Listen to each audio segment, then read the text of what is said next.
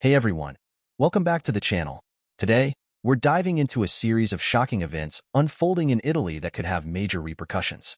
We're talking high fashion moguls, government officials, and potential corruption at the highest levels. Is this just a string of bad luck for Italy, or are we witnessing the unraveling of something much bigger? Stick around, because we're about to break it all down. First up, the big one. Armani and Bertelli, yes, that Armani and Bertelli, as in Prada Bertelli, have been contacted in connection with a fraud case involving Guido Crosetto, a prominent Italian government official. Now, being contacted doesn't automatically mean guilt, but it definitely raises eyebrows.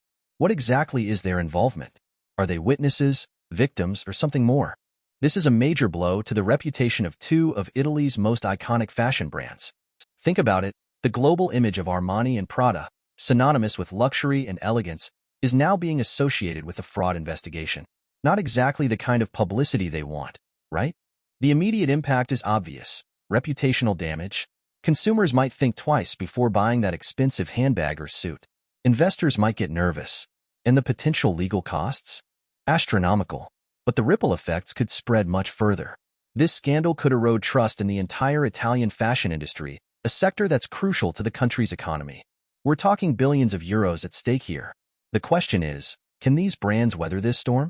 Will they be able to distance themselves from the allegations and restore their image? Only time will tell, but the clock is ticking. Next, we move to a completely different, but equally disturbing, event. The Basovizza Foibe Memorial has been vandalized. For those who don't know, the Foibe massacres were a tragic period in Italian history where thousands of Italians were killed by Yugoslav partisans during and after World War II. This memorial is a place of remembrance and healing.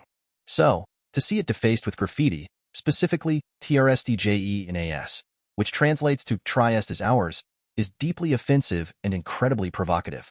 TRSTJE is not just graffiti.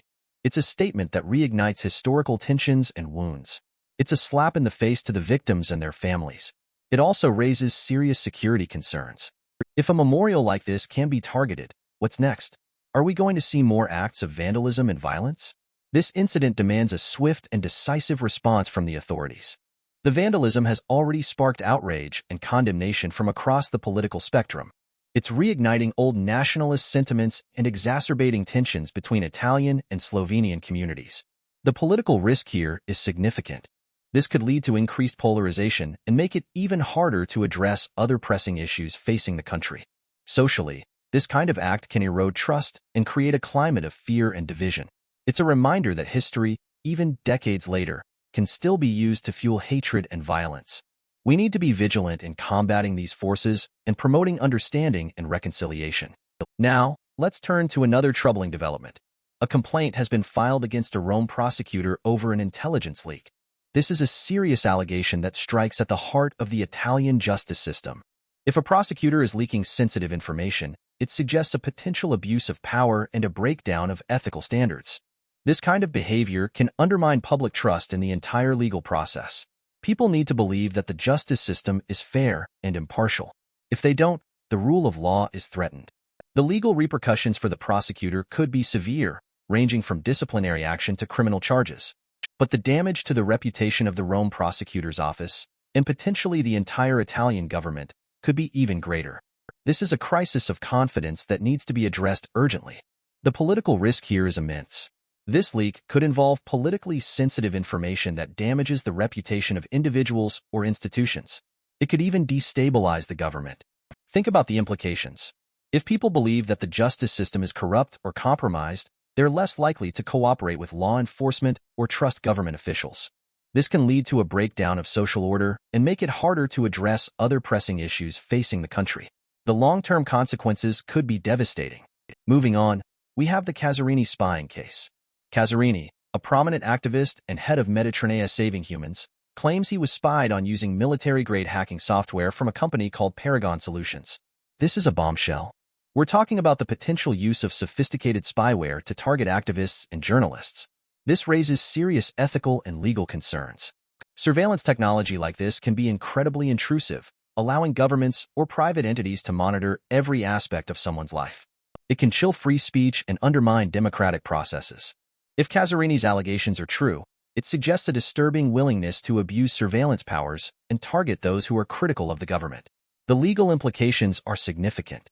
Casarini is filing a complaint, which could lead to investigations into Paragon Solutions and any government agencies that may have been involved. This could open a Pandora's box of revelations about the use of spyware in Italy and beyond. This case highlights a growing ethical dilemma in the age of technology. How do we balance national security with individual privacy? The use of military-grade spyware to target activists and journalists is a clear violation of privacy and freedom of speech. It's a slippery slope that can lead to a surveillance state where dissent is silenced and individual freedoms are suppressed. The reputational risk for Paragon Solutions is enormous. Their business model relies on selling this technology to governments and law enforcement agencies.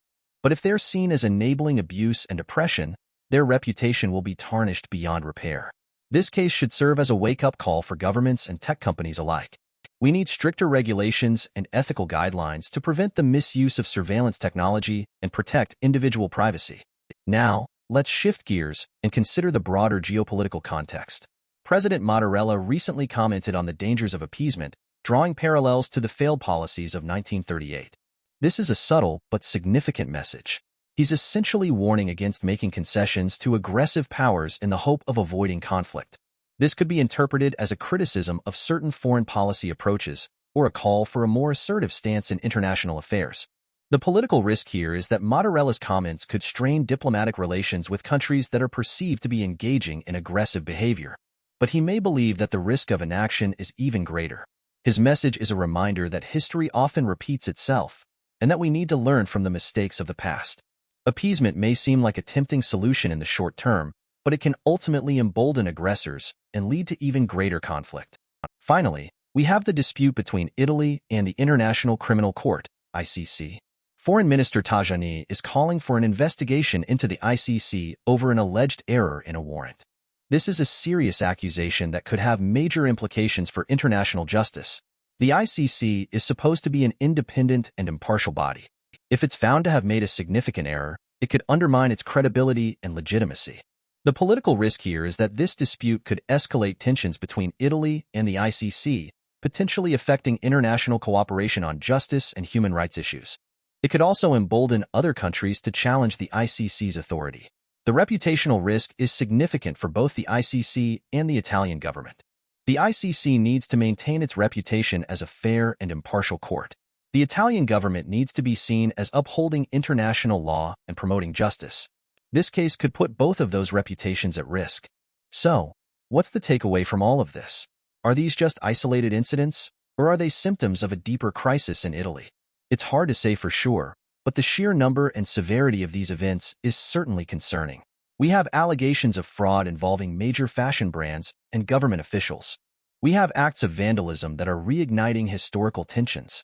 We have intelligence leaks that are undermining public trust in the justice system. We have spying allegations that raise serious ethical and legal concerns. And we have disputes with international organizations that could affect Italy's standing on the world stage. Taken together, these events paint a picture of a country struggling with corruption, political polarization, and a lack of accountability. The challenges facing Italy are significant. But the country has a long history of overcoming adversity. With strong leadership, transparency, and a commitment to the rule of law, Italy can navigate these challenges and emerge stronger than ever. The world is watching. What do you think about all this? Are these just isolated incidents, or is there a deeper rot in Italian society? Let me know your thoughts in the comments below. And if you found this analysis helpful, please give this video a like and subscribe to the channel for more in-depth coverage of global events. Thanks for watching.